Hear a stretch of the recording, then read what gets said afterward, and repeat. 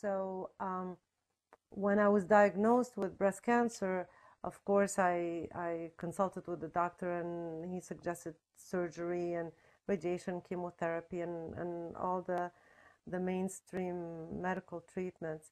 I did have surgery. I had a lumpectomy. At that time, I didn't know enough.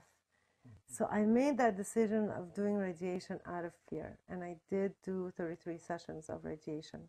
And looking back, if I had to do it all over again, knowing what I know now, I definitely wouldn't have done the radiation because it was very, very hard on, it was too much poison and it was too hard on my body. And it was very difficult. I mean, radiation was very hard. I had no idea.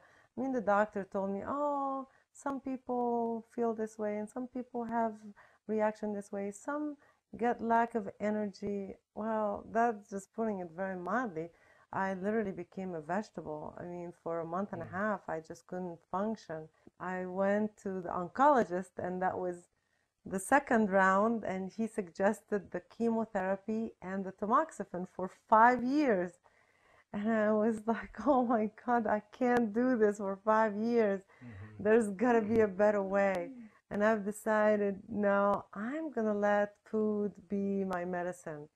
And I've decided to follow the pH program very, very strictly. I refused chemo. I refused the tamoxifen.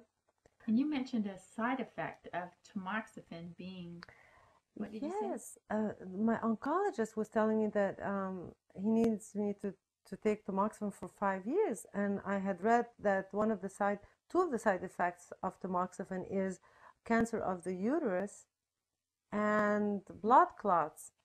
I mean, So they're I could, asking you to take something for breast cancer that could right, cause uterine cancer. right. It's giving me 50% chance of the cancer not to, it won't come back. It Yeah. I won't have a recurrence. A 50% chance.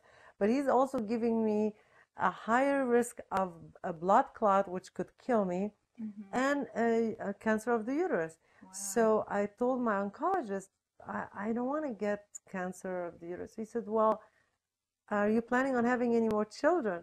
I said, no. He said, well, we'll just take out the uterus. I was, okay, well, Sounds isn't like there...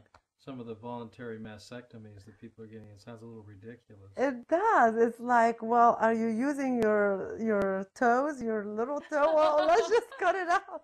I was like, well, no, there must be a purpose for it. Right. Even if I'm not going to have any more children, I want my body parts. Yeah. Right.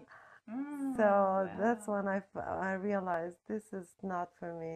Yeah. This is really not for me. And I told my oncologist, I'm going to just do the diet. I'm going to watch what I eat and what I drink, and that's going to be my medicine.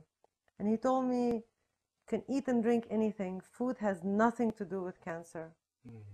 And I was like, how could it be? How could what I put in my body has nothing to do with the cancer or getting sick?